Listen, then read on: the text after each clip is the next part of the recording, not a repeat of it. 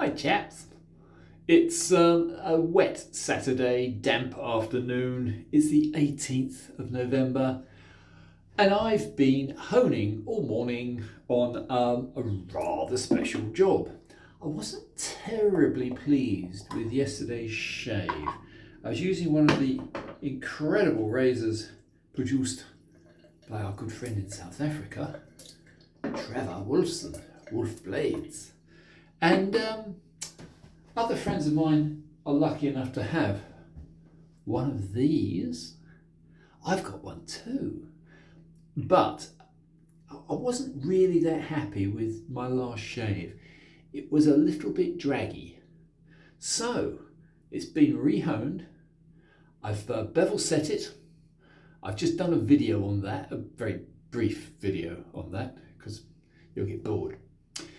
This now has a progressive synthetic edge going from 3K, which took a long time to bevel set, from 3K all the way down to 20K. Might have actually overhoned it a little bit, but it hanging hair tests very nicely now after a good stropping. So it'll be interesting. Is it the best edge I've ever made? Nah, it's not. I'm not used to Damasteel. It's mystical, very strange stuff. It has very odd properties. Anyway, I'm going to go back to using for today my little pot of cella. The simple reason it was nearby. I know I should use lots and lots of other things, but quite honestly, it's quite a kind, cheap as chips. And I have no complaints about it at all. So it gets a definite thumbs up from me. I don't know why I'm bothering doing this pre-shave with it, because it's not going to achieve anything. I'm going to be whacking on as quick as I can a lather because I want to get on. Anyway, as I say, I have stopped. All I've got to do now is work up a modest lather. I'm not famous for my good lathers, am I? No. A lot of people say Martin can't do lathers. Well, I don't really think they're that important. I think the preamble is important. I have wetted my face with a nice warm, damp flannel. That does help. Ideally, I should take more time, but I can't be bothered. Anyway, let's get this lather going. As soon as that's on, I want to get on with this shave. I can't wait. I wasn't terribly pleased with my bevel set because it took a lot longer than I thought, which is why I cut the video rather short. I think it's because Damasteel is very, very strong stuff, very tough. Anyway, I'm going to shut up in a minute. Let's hydrate the brush. Let's get this lather on. That'll do. Can't say I'm really that interested in brushes and lathers. They do their job, which is what they're meant to do. I love synthetic brushes. You haven't got to soak them. You just go straight on in. No preamble. Anyway, good. Remember the golden rule, chaps? Do try. Do try, as I fail to do quite often, to keep your fingers dry. With wet fingers, it's just yet another complication. You're just going to slip and slide. Anyway, here she is, or here it is. And it's now got a very mirror bright edge. Very mirror bright edge.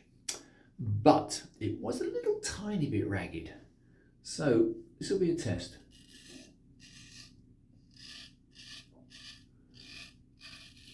Haha. I think we're a little bit better than the last one. Yep. Yeah, that's better. Oh, that's a lot better. I've always said 20k is a very nice edge.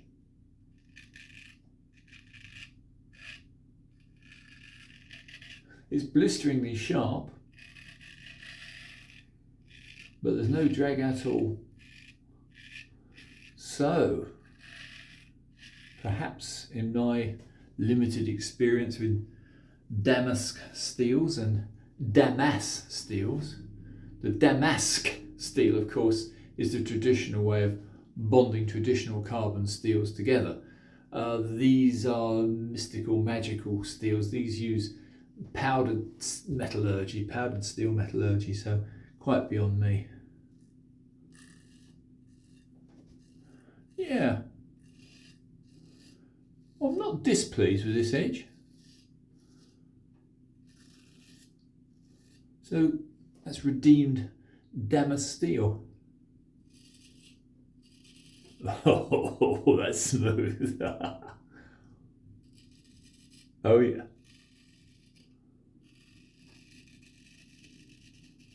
Yeah. Well, I had my doubts. I've had a bit of experience with other Damascus steels, and I've got a Boca, which is of the same principle. It's a powdered steel technology. It's a Damas steel rather than a Damascus steel. It's all right. This is better. Oh, I've just opened up that little cut from the other day. Can't feel it, I don't care. It's that's a strange thing. Your skin does actually get used to this. Oh, that's nice. Yeah. So what? Yeah, I had a tiny weeper yesterday. I think this is the price you pay for messing around with different razors all the time.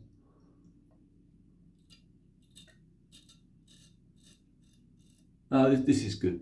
No two ways about it. Yep.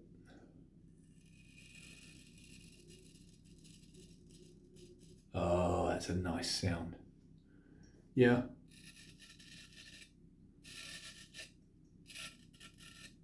That's up to top quality.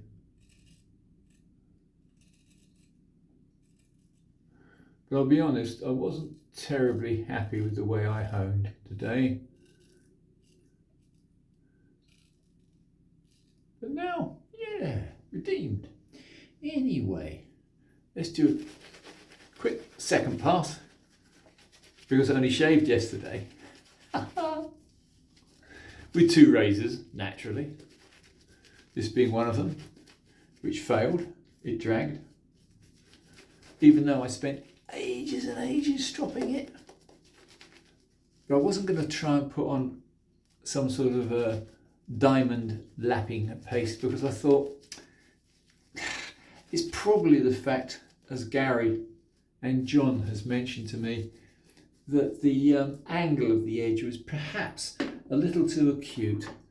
So the bevel probably did need resetting a little bit. Each to their own. This is not decrying the magnificent work of Trevor Wilson, because Trevor, you want to see how this thing's made. I mean, this is a bloody miracle. You wouldn't believe it. It's torqued for life. It's actually the torque on it. In other words, its resistance within its frame, within its scales, is absolute perfection. And that's like, you don't get that on very many races. Anyway, let me just try an against the green path. I'm going a bit gently because this is a strange beast. It takes a little while to get used to any razor. I think this is only about my third shave, maybe fourth with this beast. Whereas others from the Woolfblades stable are fantastic. My favourite, without any doubt at all, is his sci-fi range. And they've got nice big smiling edges, which again, take a little bit of getting used to. Yeah, that's nice.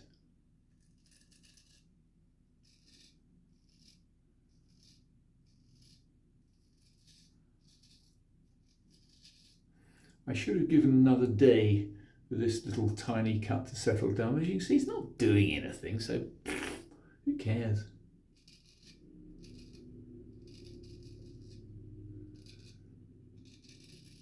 I remember my dear old dad having to shave with a so-called safety razor.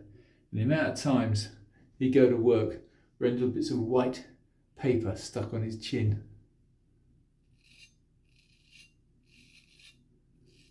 Yeah. Early days, I'm not going to give this a 100% pass, because I think you need to use it a few more times. This is its very first outing on a new edge. Oh yeah, it's sharp.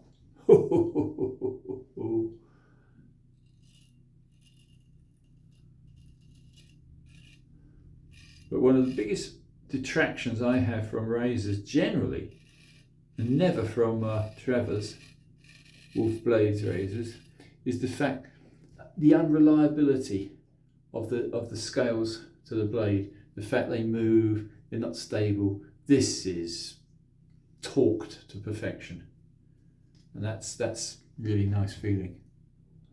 Just a little bit around there, then we'll call it a day. So, all in all, maybe Damasteel is worth having. I'd certainly say at the moment it is. You listen to how crisp that cut is. Yeah, and this is, I'm no great expert when it comes to setting and finalising bevels on stainless steel. I had a little stainless steel Philharmonica. I just couldn't get on with it. Do you know what? That's it, that's done. So, there you are. There we have it. My little report, my little Martin shave test report. Yeah, was worth bevel setting? Yes, it was. Was it successful? Surprisingly successful, actually. I didn't think it would be that good, but it is. It's extremely good. So, yeah, Gary was right. John was right. It's the way to go. You need at least 4 layers of tape, and ideally, you can be very, very careful, because I found the tape was beginning to disintegrate through the amount of work that I was putting on the 3K stone. So I actually ended up using yet another layer of tape. So I had 2 separate 4-layer tapes in the end. But now we know that it's got a very, very, very good edge, and it's not dragging now. Anyway, chaps, I hope you enjoyed this.